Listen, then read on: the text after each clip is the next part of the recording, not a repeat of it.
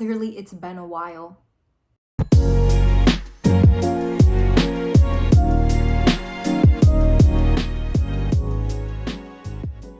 Hi guys, it's Gayathri and I'm a fourth year biotechnology major here at UC Davis. This is going to be my final video here on her campus. Here was the problem, right? I had this really creative video planned. I literally ended up recording it, editing it, but your girl was too lazy to change the lighting in the video. Not joking, I was here on the computer doing my work, recording, trying to be all charismatic, whatever. But then outside, it was just getting darker and darker. And somehow I convinced myself to just keep going. I was way too lazy to get out of bed, turn the light on. So you would have ended up with the video like this.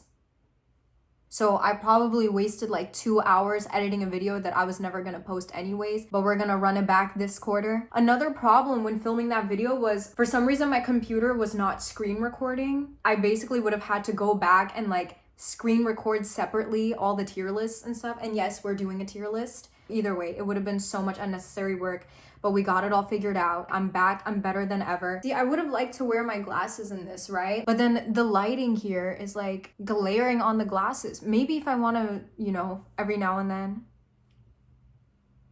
But yeah, I actually, looking back at it, I think now is a good time to make this video because I'm about to graduate in a little over a month. So I feel like why not make a video reflecting back on my 4 years here at UC Davis. If you're a freshman, please watch this video. I know it's going to be helpful for you. Just a random girl on the internet ranking the most random things that this campus has to offer. Imagine some poor freshman is like, oh, I decided to skip out on this school because of this video. Or what if I was actually an inspiration? What if actually a poor freshman is looking at this video being like, oh my God, she put this in S tier, so I have to go to this school. Whatever you use this video for, I'm sure it will somehow, some way guide you. But like I said, here I have just a tier list that I created out of thin air of random things UC Davis has to offer. The top tier I have is only reason to go to UC Davis. Second tier is love it. Third tier is low-key overrated. So there are some quote unquote iconic things Davis has. You may have heard of it, maybe not, but I'm here to tell you it's probably not as great as you think. And then fourth tier is definitely overrated. So, I mean, it's pretty self-explanatory, right? And then the fifth tier is should be federally outlawed. So you don't want anything going in that last year, but there's probably gonna be a few items there. Either way,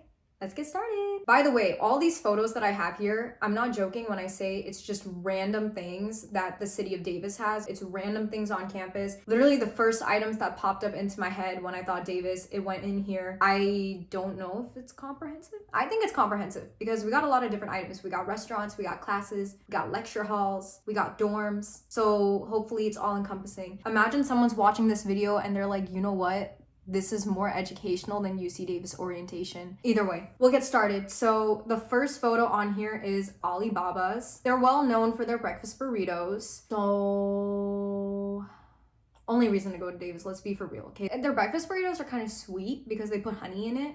Imagine going to Alibaba's and getting anything besides a burrito. Like imagine being like, oh, I like Alibaba's for their french fries. Like you'll never hear that. There's so many clubs on campus that will like just start giving out Alibaba burritos for free. I remember my fall quarter this past year, ASUCD was giving out free Alibaba burritos for finals. Well, now that I'm thinking about it, is there more iconic things than Alibaba's? Alibaba's is pretty iconic, dude. Like imagine going all 4 years of UC Davis without trying Alibaba's burritos, right? But then I feel like you can make a burrito at home. Wait, that's so controversial to say, actually. I'm not trying to flame Alibaba's like that. You know what? I think I'm just gonna put it in Love It. I can't believe it, I talked myself out of that. Next up, we have physics. That's too traumatic. I don't want to start with that. Let's go with Shields Library. Shields Library, I'm putting in low-key overrated, okay? So when you're on campus or, you know, when you're just going through a really rough academic season, majority of people just go to Shields Library to lock in. They have a 24-hour study room. I have never set foot in this building unless it was for group projects. The few times that I've gone there, it's looked like a prison. Either it looks like a prison, especially on the top floors, or in the bottom floor, it's just so crowded. I've never met a single college student who's like, oh, I'm gonna check out a book from the library. The middle school bookworm in me, if it ever erupted during my time here in college, it may have gone to Shields. Probably the most charming feature of this school is the egghead up front. But no, like the times that I've been there, it just looks creepy. Many people would disagree with me though, because like I said, I feel like more people go there more often. Moving on, I'm still not ready to unpack the trauma of physics. So let's talk about the MU. Girl, I'm gonna put in low-key overrated. Ooh, I'm ready to start a fight. So the MU, this is another place that people go to study a lot. It's like a food court inside too. Like if you need to eat on campus, they have like a sandwich shop. They have the Coho, which I'll bring up later. They have a pizza place within. A lot of clubs may host events here. It's central to campus. A lot of clubs also table here. I'm putting it low-key overrated because it's so crowded. And there's also the preacher dude. I love the preacher dude, by the way. Like he just brings certain charm to the atmosphere. You don't know what I'm talking about, you will know. Actually, if you don't know what I'm talking about, then you have to be a freshman. If you don't know Preacher Man, you're not even an Aggie. Let's be for real. You know, and again, I never go here to study. I don't know, it kind of feels icky too to study here because people eat here, right? Like no one cleans the tables after you're done using it. So imagine like you going sitting down to study, there's like a tomato slice in the corner. That would ruin my whole day. Like I would not want to set my computer on those tables. But we love the MU at the same time. It's a very Davis thing. Next up. Ooh, the Death Star, the Death Star, the Death Star. Should be very out loud. What is the Death Star, you may ask? It is the social sciences building on campus. So if you ever have humanities classes or the occasional OChem class, you're going to have your lecture halls here. It's just a really, really confusing building to navigate. The hallways, it's like crypts basically. Like the hallways are just, the architect who was building the Death Star, like I don't know what was going through their head. It's also like, it just looks really depressing on the outside. It's called the Death Star for a reason, you know? Like it's just cement everywhere. I'm like, could have at least thrown some splashes of color. Why don't you have the art majors, I don't know, do their senior design on like painting the Death Star? I think we all could benefit from that. You're gonna end up wasting like 10 minutes just trying to find your class. It could literally be week 6. You have been a faithful student going to class every single day and you still will not know how to get to that lecture hall. And when you have a midterm, you need to leave 30 minutes early. By leaving 30 minutes early, I mean you need to be at the Death Star 30 minutes before that midterm because you're going to be spending that time just trying to find the classroom again. You know what? I think the Death Star has kind of primed me to unpack my trauma from physics. So if you've seen my last video, actually, you know how hard I'm going to flame physics in this. If we could create a 6th tier of like, add a row below. Sorry, 1 second.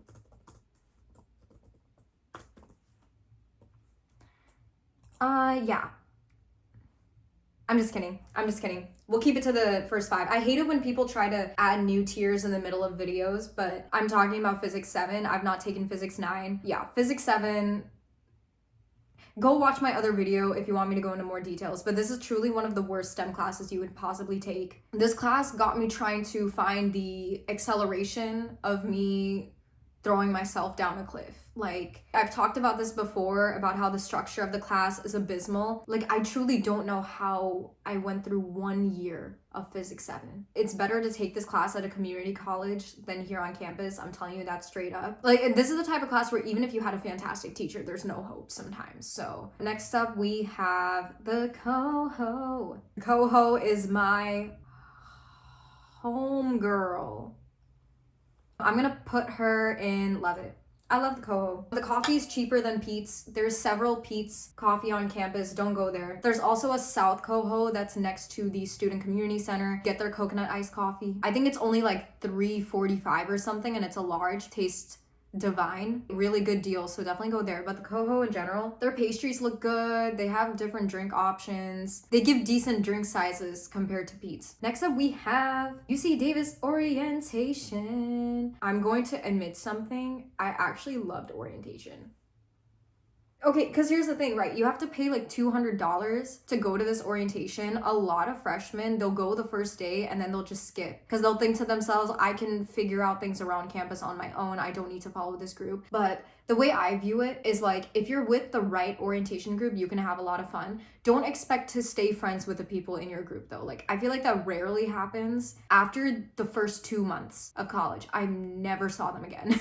But it was fun. We had a lot of fun. It's a lot of walking around campus. You could learn more about campus just on your own. It's just something about being with a group and following people around for the activities. It's very exhausting. It's like 3 or 4 days. No one said that you have to be there for the entire time, but I would definitely recommend going at least for a few hours each day. A lot of free events. Well, it's not really free, like you paid for it with the orientation fee, but due to the sheer amount of walking, you're gonna get a minimum of 15,000 steps a day.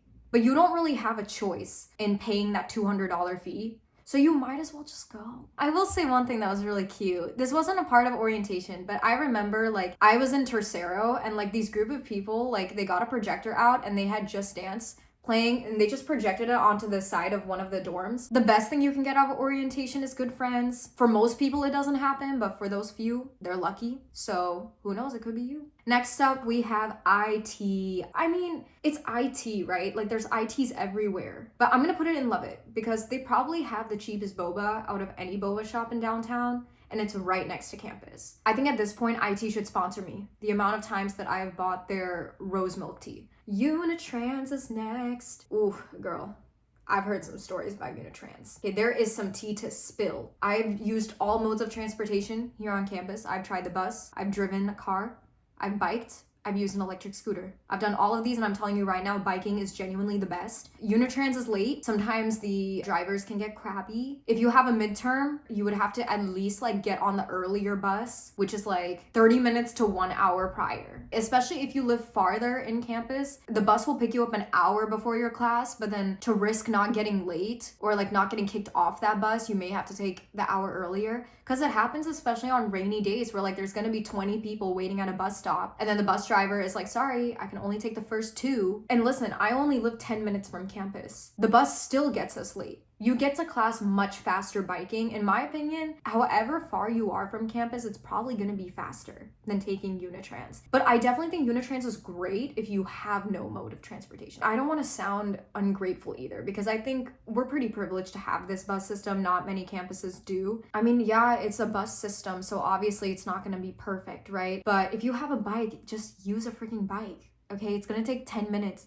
Sometimes 5 minutes. I'm not joking. I've literally like, if I have a class at 12, I'll leave home at 11:55, get to class at 12:02. Next up, we have the silo. I feel like if I put the coho so high, I have to put the silo high. The silo is similar to the coho. There's like a silo market. There's a Pete's Coffee in there. There's also a bunch of food trucks that line up outside the silo. It's also very central to campus. Oh, they have the bike barn there. I love the bike barn. You know what? I should have put the bike barn as a separate photo. The silo, I mean, there's not much to say about it, is there?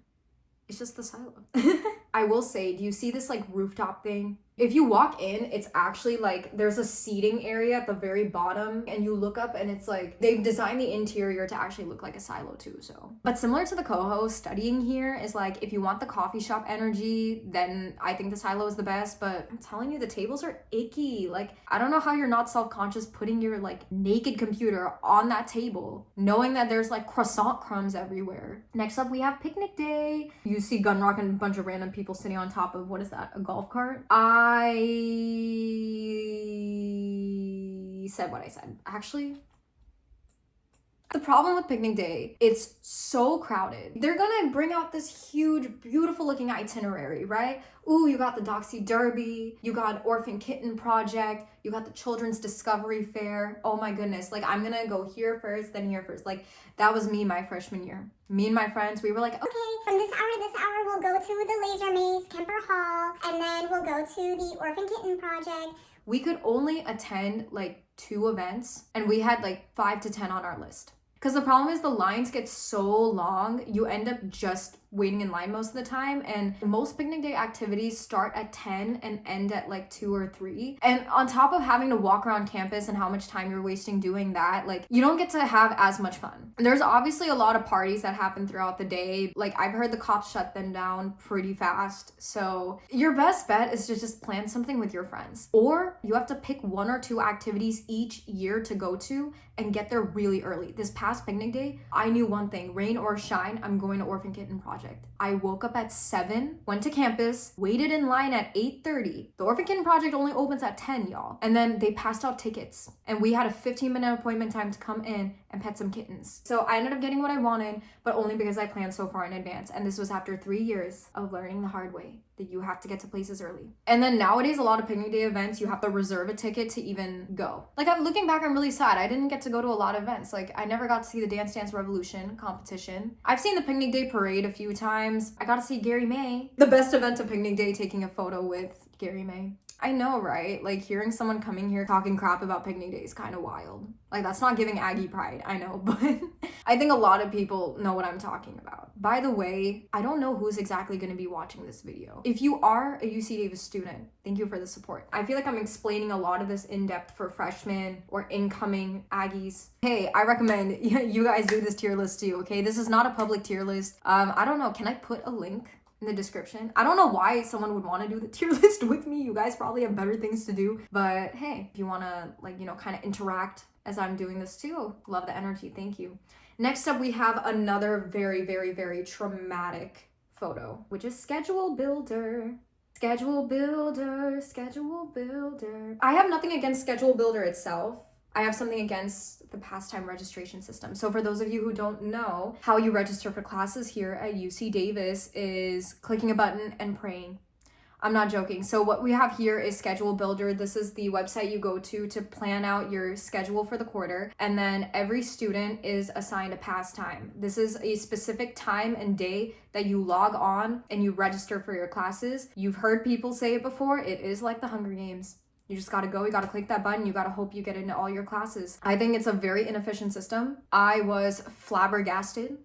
I was floored when I heard that my friends in other universities, they have an advisor automatically register them for classes. Like, they don't have to go online, plan out their schedule, and just hope they get into the classes they need. One thing I will tell you here in Davis, you will have to sacrifice one of 3 things. Either the class you want, the professor you want, or the time you want. There's some people who have to stay an extra quarter because they're not able to register. You could be in the hospital. I'm gonna need you to log on and press that register all button. If you miss your pastime even by 2 minutes, it's over. All those classes are gonna get filled up. And if you think that it gets better when you get older, no. It depends on the class you're going to take. Like, people would always say when you're a junior and a senior, it gets better because the classes you're taking are more upper division. There's fewer people who are signing up for the class. There's fewer people, but there's also fewer seats.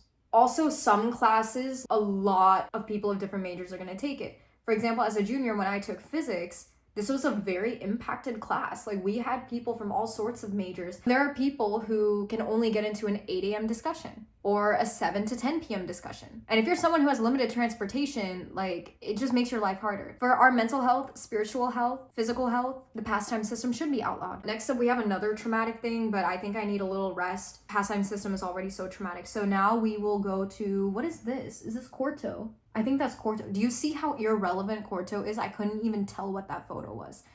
I said what I said. So what is Quarto? Quarto is one of the 3 dorms on campus. Everyone is so horny for these dorms because they're like, oh my God, it has a suite system. Like, girl, you're so isolated from campus though. You're not gonna make any friends. Quarto only has like 2 dorms within this resident area, and it's technically off campus. If anyone tells you it's on campus, they're just trying to cope.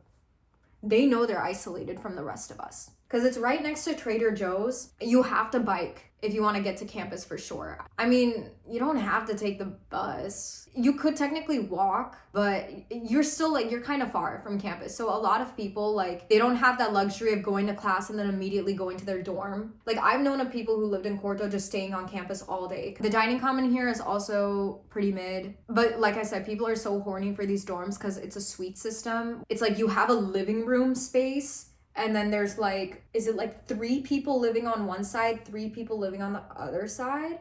And then there's like a bathroom, only like 4 people have to share, something like that. I don't know. Like they just have a nice, it's not like the public bathrooms that you have in the dorm. So everyone's like, I want to be in Quarto, but girl, your mental health. I'm glad that you have that bathroom with only like 4 people, but if you're gonna be using it to cry all the time, like just crying in the shower because of how lonely you are, what's the point?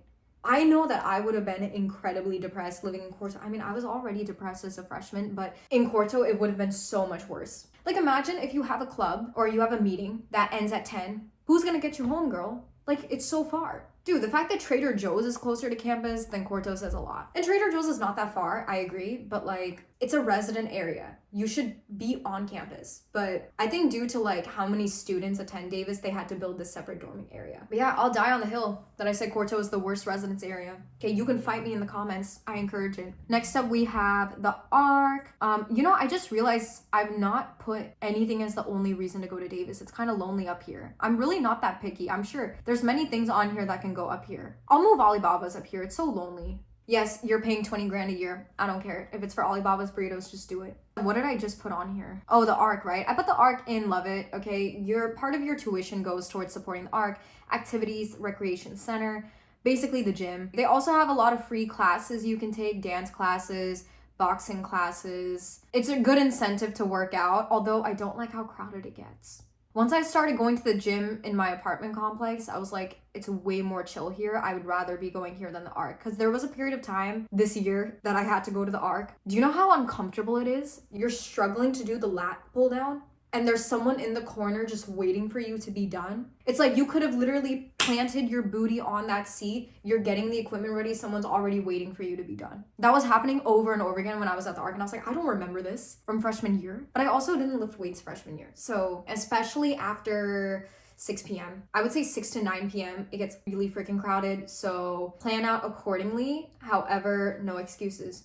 You have to work out. Like I said, your tuition money is going towards supporting the ARC, so you have all the incentive to exercise. I don't know what I'm gonna do once I graduate. Like, you're telling me I have to buy a gym membership? Because that's something we don't consider is like the ARC, it's all just college students who are there, but once you're out in the real world, it's like you're gonna be with all sorts of people. You're gonna be seeing like 16-year-olds and 60-year-olds, either way. Next up, you know what? I am ready to face the fire that is organic chemistry. Unpopular opinion though. I think OChem is better than physics here. Especially if you have Dr. Helix. Dr. Helix, I love you. He does not remember me at all, by the way. I know he doesn't remember me, but there are some OChem professors here that are good. And there are some OChem professors here that are not so good. I'm not gonna say names, but there are some infamous professors in this department. I don't think there's any university in this country where like OChem is something people like to take. Imagine putting OChem in definitely overrated. Like, no dip, Sherlock. Of course it's overrated. Either way, next up we have, that's Sunset Fest, right? Sunset Fest is definitely overrated. What is Sunset Fest, by the way? It's like this festival they do at the beginning of the year where the student government here on campus invites these artists to come and perform and sing for us. And they also have like all these stalls where they're giving out free merch. It's really not worth it unless you know who's coming to perform. Like this past year, there was Hojin and like 2 other artists. I knew who Hojin was. I listened to some of his songs, so I went there. It feels kind of silly though to be like, why can't we get Travis Scott like UCLA? Well, because you're UC Davis. Like, why would you get Travis Scott? Sorry, I'm not trying to hate. I love our school. But it's UC Davis, bro. I remember when I was in high school and I told my friends that I'm going to UC Davis. They were like, UC what? By the way, I didn't go to school in California, so no one knows what UC Davis is outside of California. It's so embarrassing. But if I told them I'm going to UCLA, they'd be like, ooh. Next up, we have Segundo. Segundo's also overrated, don't get me wrong. I'm looking at you, Ratchet Ryerson, right? Those dorms are old. I should have clarified, by the way, you kind of get placed into a dorm area depending on your major. So usually humanities majors end up in Segundo because a lot of their classes are in buildings that are near Segundo. Doesn't happen all the time. Sometimes you could be a STEM major who ends up here, but most of the time you end up getting into the dorm area that fits your major of interest. But Segundo's old. It's like the first set of dorm buildings that were built. I will say from the outside, it looks really pretty. Like if you're just driving down Russell Boulevard, the rooms look spacious on the outside, but then when you actually go in, those hallways are creepy. One thing I didn't mention, each of the dorm areas have a little market I should have added the market as another picture. You can go buy snacks from and like Scantrons and medicine, but I'll tell you right now, it's a scam. Okay, I walked into Tercero once. A single Claritin pill is $3.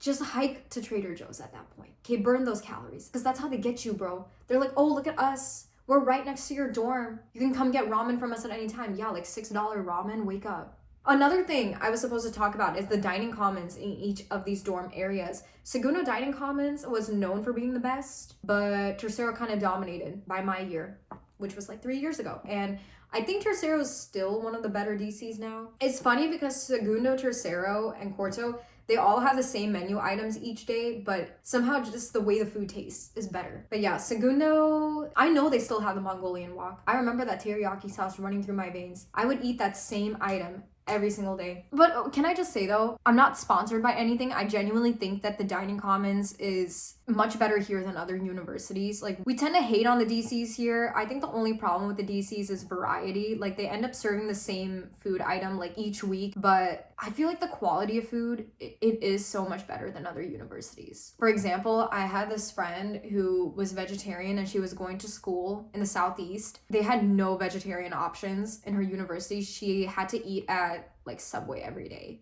They had like Subway and they had all these fast food places on campus. Here in UC Davis, like all the food places on campus are not traditional fast food. Like it's like pretty decent food items. So that are like local and stuff. So it's pretty nice. Next up, we have Lawntopia. You know, when I filmed this exact same video last quarter, I'm pretty sure I put it indefinitely overrated. And I think I'll still put it here. However, this is the 1 year that we're getting a decent artist performing. Okay. Ugh, that sounds mean. Okay. I'm not saying that the other artists are bad. I'm just saying they're not well known, but like we have Don Tolliver pulling up. Finally, we're getting some well-known artists, but I'm still gonna put Lawntopia definitely overrated. It's very similar to Sunset Fest, except Lawntopia happens at the end of the year. They make it look so cool on here, but in real life, it gets super crowded and stuff. For the Don Tolliver concert, we did have to pay tickets, but usually Lawntopia and Sunset Fest are free. Similarly, you're gonna get free merch. They probably have food trucks there with overpriced food items. Next up, we have Guads. Guads is a Mexican restaurant that's actually right across from Alibaba's. They give really good food, okay? You can get like 2 meals in one, basically. Their portion sizes are so big, and it's only like $7. So it's technically like $3 per meal. Think of it that way. That's not even girl math. That's just like actual math. Checks and balances, looking at savings. Get me that business degree right now. They also give free chips there. So if let's say you order nachos, you can get way more chips and way more other sauces for free. Like it's just a serve yourself type of thing. If you want to be like really, really, really cheap, you can end up technically getting like 3 meals worth of food for $7. It's very, how do I say, college friendly.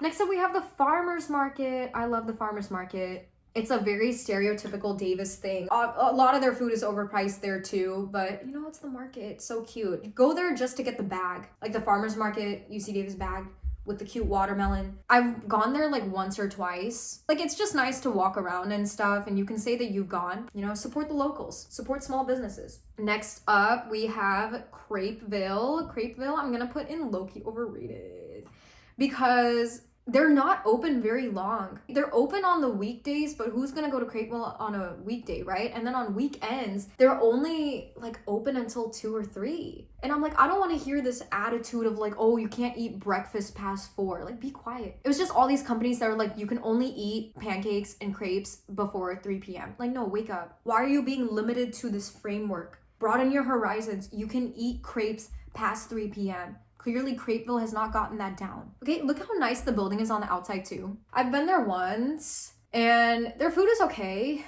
Maybe I'm not that into Crepeville, thinking about it. I think it's a nice place to go at least once. I just wish they were open longer. That's why I put in low-key overrated. Next up, tea spilling session. UC Davis student-run clinics. Can I say something even crazier? I am the manager for one of the student-run clinics. And I've been the student director for 2 years. This is the tea I gotta spill about student-run clinics, right? You actually don't get as much clinical experience as you would think. You actually end up doing more like auxiliary projects, like tabling for your clinic or fundraisers. By the way, what are the student-run clinics, in case you don't know? Every pre-med knows about this. UC Davis, we're one of the only UC schools that has these clinics. They're run by the medical students, and as an undergrad, you can intern here. Some clinics are very rigorous. Some clinics, you do get a lot of hours in. However, they're very intense. The application process is very intense, and for a lot of these clinics, they make you take tests. And if you don't do well on these tests, you can end up getting kicked out at any time. We don't roll like that at River Peds, okay? If you're a freshman watching this, apply to River Pediatric. We're a cool clinic. Okay, we don't do the whole like testing and probation period, all of that. Like some of these clinics will literally like, you have to submit a written application, then you have to do an interview, and then after the interview you go through this probation period where they kind of test you on clinical skills, like knowing how to take blood pressure and blood glucose levels and stuff like that. And if you don't do well, you can get kicked out. You have to take all these written exams. Some clinics do MMIs instead of traditional interviews. I would say the only toxic thing about River is we do group interviews, so you're gonna be in a room with like 4 other people interviewing. I love River with all my heart. I love that I've been a part of this clinic. I feel like you can form a really good community with these student-run clinics, but the reason why I'm putting it in low-key overrated is some clinics have a very toxic atmosphere. So they're also incredibly competitive to get into. Some clinics, it has a lower acceptance rate than medical schools. So I'm not trying to say that to discourage you. I'm actually trying to say this because if you're someone who applied for a student-run clinic and you got rejected, it's fine. I've always hated when people would say this to me, but sometimes rejection is redirection. I've known people who have joined these student-run clinics and have questioned being pre-med.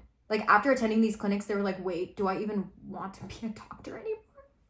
But it's okay. It's okay. But I'm saying this as someone who's been a manager, co-manager, by the way. I've seen like all different aspects of managing a clinic, even starting a clinic. If you end up with really good med students and doctors, you get incredibly good mentoring. Yeah, I would definitely say like you get a lot of good patient interaction too, but for the amount of other work you have to do, sometimes it can be overwhelming. I mean, I would recommend applying. It doesn't hurt to apply.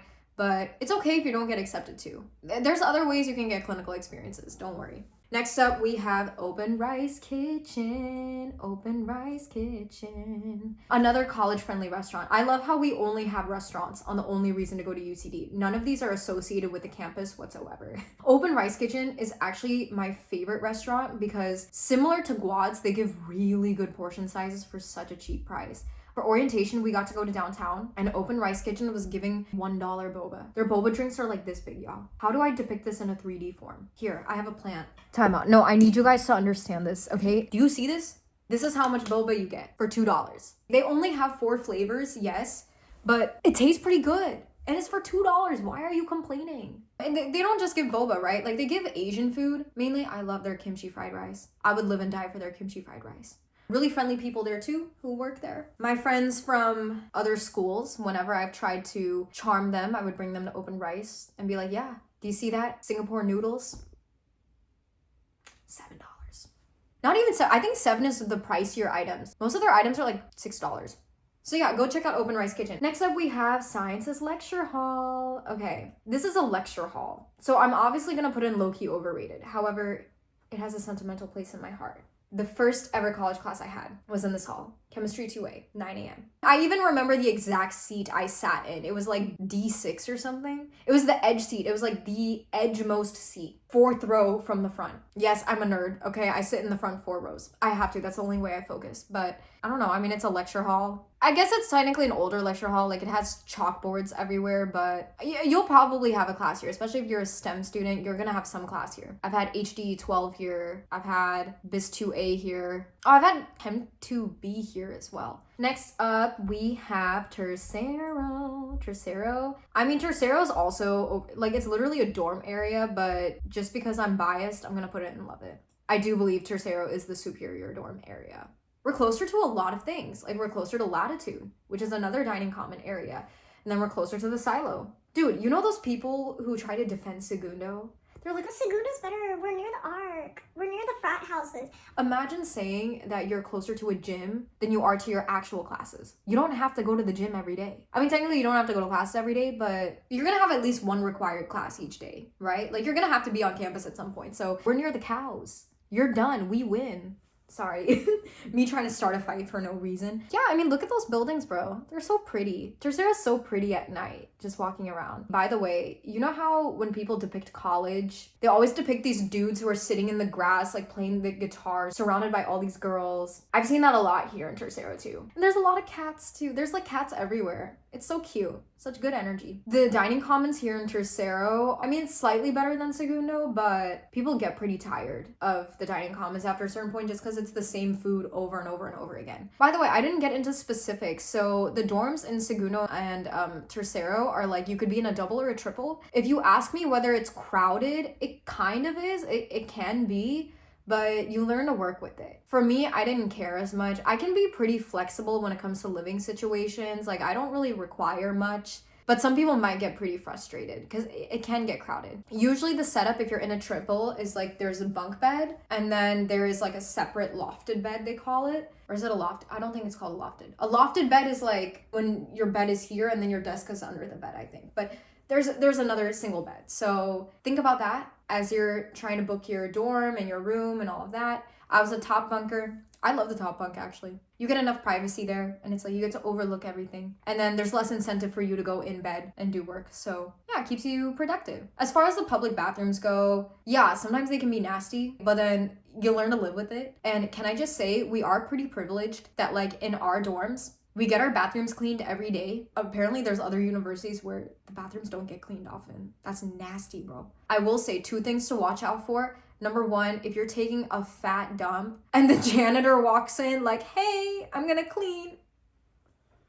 I'm sorry, that's so TMI, but like that's an embarrassing moment. And another one is like when you're taking a shower, it's 11 p.m. The RAs, you know, like the people in charge of the floor, the dorm assistant.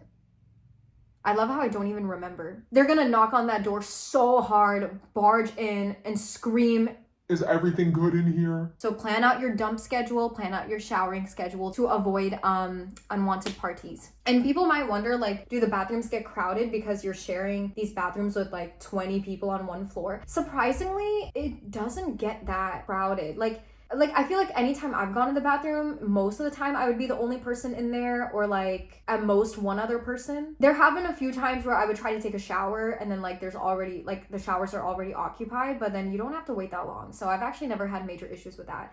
Another thing to look out for, you know those people who wash their dishes in the sinks? Nasty, bro. Like you have to brush your teeth in that same sink. Imagine looking at someone else's food just hanging around. It's happened so many times. That's the one thing I'll never miss about the dorms is the sinks. Like, I can't even say that the bathroom and the showers are bad. It's the sinks that were nasty.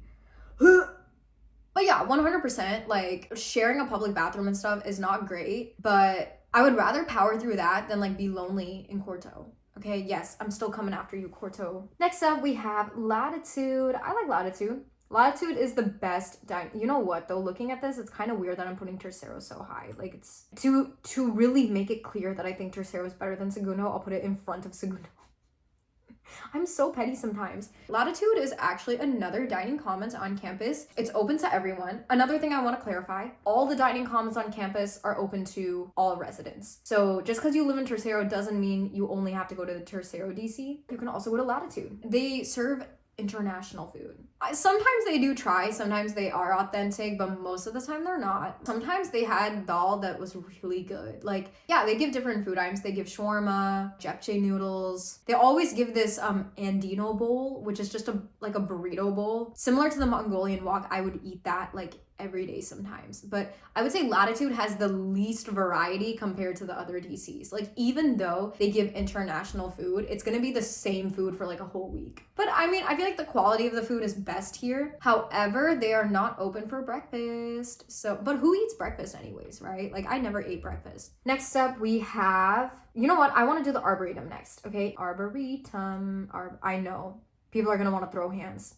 Personally, I don't like very naturey areas. I've never been someone who's into the outdoors or like national parks and stuff. Clearly, I'm not a big fan of the Arb. I think it's creepy as frick, even during the daytime. Hardly anyone is here except the ducks. Maybe an occasional frog. I remember the first time, like me and 3 other of my friends, like it was literally, was it 2 days before school started as freshmen? We were just exploring campus. We went to the Arboretum. The waters were so cloudy. It was hot. Mosquitoes everywhere. But many people love the Arb. Many people bike through the Arb. If you took BIS 2C, you're gonna have to do your extra credit project here. Even I remember doing the extra credit project. I was like, ooh, it's so hot. There's mosquitoes everywhere. I hate it. The Arb is just creepy to me. Especially at night. It's like that's actual X Games mode. Next up, we have Gun Rock. Look at this cutie patootie.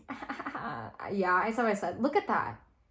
That's terrifying. Okay, by the way, everyone thinks that Gunrock's name is Aggie. Like, no. Aggie is just short for agriculture. We used to be an agricultural school for Berkeley. We used to be the agricultural extension, blah, blah, blah, blah, blah. But once we became our own school, we had Gunrock the horse. For those of you who are really young or are just incredibly unaware, there was a point in time where we were getting a petition to make our mascot a cow. Okay, I think if we had named a cow like Aggie the cow, that would have been cute. No, like I don't get the context, but I also have not read up on my UC Davis history, so maybe I'm the fake Aggie here. Dude, look at it.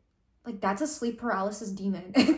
Dude, that's actually really mean. I should not be hating on our mascot like that. Like I love Davis. I love Davis with all my heart, but just I think the mascot could be better. And then finally, last but not least, what makes UC Davis what it is? The cows. Okay, yes, we have live cows on campus. They're right next to Tercero. One thing I did not bring up, let me go back to Tercero real quick. People will tell you Tercero sucks because it smells like cows there. It does not. Like, they're actually capping. They're actually trying to gatekeep Tercero from you. It smells like cows maybe once every 2 years. I'm kidding. That's a bit exaggerated, but it smells like cows maybe once a year. You would have to literally be up against the cows to actually smell them. Even if you are in a hall that's right next to the cows, like Potter Hall or whatever, like you will not smell them, I promise you. So with the cows here though, they're so cute. Okay, 1027, I love you, boo. That was a cow I used to visit all the time. I remember one time me and my friends, it was like 10 p.m. We visited the cows. It was like fall quarter freshman year. We started playing K-pop. It was like I Need You BTS. And one of the cows just started taking a fat dump. So if you want to help the cows with their bowel movements, just play K-pop. The cows are so cute. You get to pet them. Or actually, wait, I don't know if you're allowed to pet them. Everyone pets them. Okay, forget it. If I just admitted to a crime or whatever.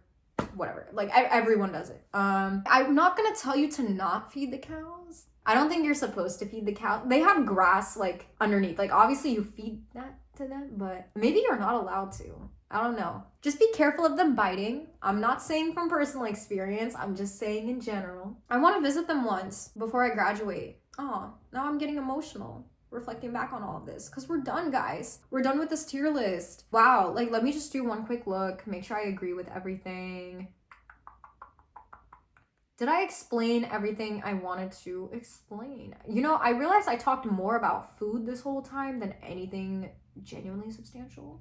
But yeah, that's what we have. One thing I want to make clear. So as someone who is going to graduate, I'll say my heart really does belong to Davis. I'm not joking. Okay, no one's paying me to say this. I genuinely feel like being here in Davis has been such a wonderful experience. I think sometimes when we first enter college, we think like we have to care about the glamour of the college name, or like if it's in a really hustling, bustling city. But what really matters at the end of the day is a college that does support the students. I feel like everything about Davis is centered around the college students. That's what's made my experience here wholesome. It's also like the people who attend school here too, right? Like Davis, even for admissions, they care a lot about your character, which is why like a lot of people here in Davis, they're really collaborative. They're really open to like helping people succeed in their academics.